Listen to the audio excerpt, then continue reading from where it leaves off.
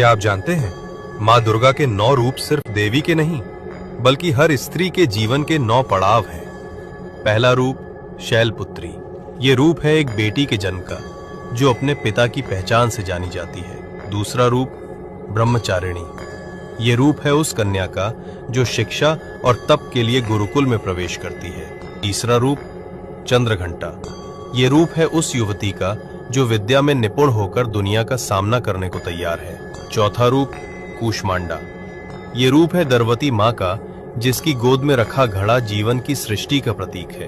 पांचवा रूप स्कंद माता।